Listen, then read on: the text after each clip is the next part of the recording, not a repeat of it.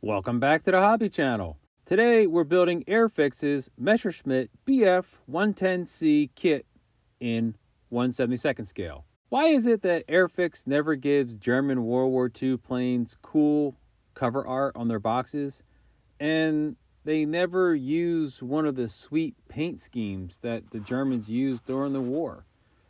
I mean, look at some of these actual war nose art. Damn. Or the various other theater camouflage schemes. Seriously, these two simple designs? Anyway, we start with the pilot and the gunner and the cockpit interior build and paint it up and decal it as usual. But first, let's take a look at the figures they supply. Why the big hole in his back? Actually, it's on both the gunner and the pilot. If we put the pilot in his seat, the hole shows. The gunner, he sits at an angle that kind of covers most of the hole, but both got some acrylic putty just to cover it up. They all got set into the two fuselage halves. Note, it's best to start at the rear and move forward as you glue up and not glue the entire two halves together at one time, as the front needs just a little bit of extra pressure to actually fit. The wings need drilling for the external fuel tanks or the bombs. You also need to add the upper wheel wells to each wing nacelle. You can then glue the wing tops to the bottoms. One of the things that I missed when I read through the assembly guide was a call out for pre-painting the wings that are underneath or on top of the radiators for each engine. So I just took some time to brush paint some light blue RLM 76 on that section of the wing before I added the radiators. The twin tail vertical stabilizers are next to be added after fitting the horizontal stabilizer assembly to the back end of the airplane. And then it's time to get the nose added, which I am very glad Airfix has gone away from their multiple piece nose designs and going with a single molded piece. Also, the machine guns are molded as a single bit, which makes assembly very easy. Thank you, Airfix. You're finally starting to get it, how to make an airplane kit. Even if they forgot the two 20mm cannons under the four machine guns that were typical on this airplane, thus making it a heavy fighter. But you need to be sure to check your gun ports, as I need to drill mine out so the guns would actually fit. There was a lot of flash over there. And this is a newer kit, folks. This is the problem I had with Airfix. The last bit of large assembly is the two engines. The only tricky part is the engine exhausts. The pipes are in two halves, and you have to glue them so that one side of the pipe ends face up and the other side faces down. Then, when you assemble the nacelles, you have to make sure that the downward-facing pipes are towards the cockpit. Flat black and light gray were used to prime the various sections of the airplane, light gray being on the bottom and the flat black being on top. Note, the landing gear I pre-assembled to ease final assembly after painting, while the belly got a complete coat of RLM 76 light blue, which was then taped off after it cured. I then came back with some aged white, and I used some brass mats that I have that help pre-shade the top side. This kind of gives you that pre-shading where it's got the mottled look, where the paint may have faded a little bit. Kind of just breaks up the flatness of the paint. Speaking of paint, I wasn't really happy with the color choices Airfix made. They called for a green and a dark green, which would have been fine for early war campaigns like Poland, France, maybe even into the Balkans, maybe Greece. But it doesn't work for the late 1941 planes. They used RLM 74 and 75 schemes. Remember that kit builds are only making the best possible guesses to aircraft colors and combinations, so don't be afraid of using colors that are different from what the instructions call out. And after the gray violet was completely cured, I taped off the splinter camo. And then I came back with the darker gray green, the RLM 74 of the 74-75 combo. Here you can see the subtle contrast as we remove the remaining tape to reveal the top camo color and the bottom blue color.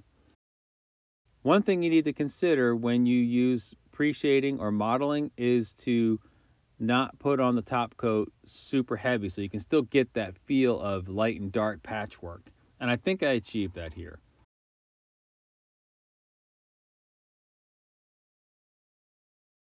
Gloss coating sets us up for some panel lining before decals. And speaking of decals, the kit provides a whole bunch of stenciling decals, including numbering each body panel with a stencil. I felt that was a little too busy looking, so I only put on what I considered the major stencil decals. And here you can see the small hornets that I used as the nose art, along with the choice of the larger 200-gallon drop tanks used to extend the range. Weathering was kept quite light. I just used a little bit of gray pastels because it kind of just subtly tones down the camouflage and makes it look like it's not factory fresh. And then the other thing I did was take a rusty brown color and brush as engine exhaust staining on the outside of the engines. It went across the top, and on the inboard side of the engine's exhaust, it went along the bottom. White glue was used to attach the pilot, the rear gunner, the rear gun's gun, and the canopies. And the canopies, I just hand painted. At this scale, they're so small, it's hard to really get the masks on correctly, and I wasn't going to go out and buy a mask kit for this. Super glue was used on the landing gear and the propellers, as well as the landing gear covers. Time to build a diorama base. The base starts with a large wooden circle plaque, which was painted black with craft paint. After locating where I wanted the plane to sit, I taped off the concrete sections using 1/8 thick foam tape.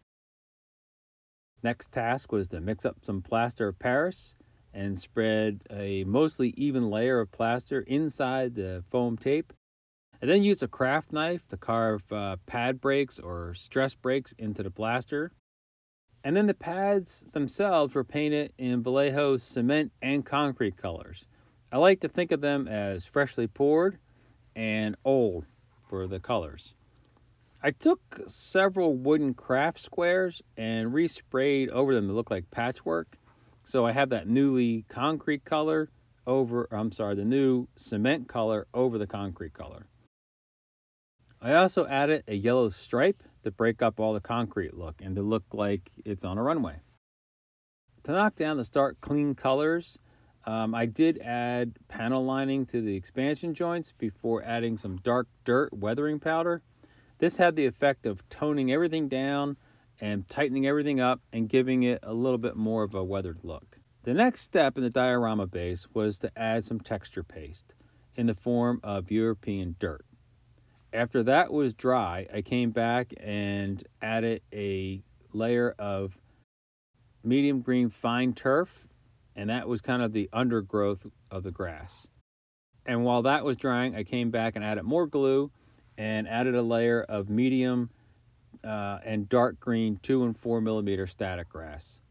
And that was it for the base. Aside from repainting the base rim flat black, all that was left to do was to add the plane. So here's the finished BF-110C Heavy Fighter set in late November 1941 in northern France on an improved runway ramp. While the finished plane is nice, there's a lot of extra work that needed to be done in order to make this kit salvageable.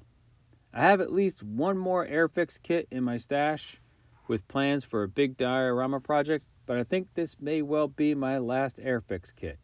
I'm just tired of the bad engineering choices, the soft plastic, the poor example aircraft on the Axis countries, which are some of my favorite airplanes, their color choices. So there will be one more build here, but it's time to move on to some different manufacturers. Anyhow, until next time, happy hobbying.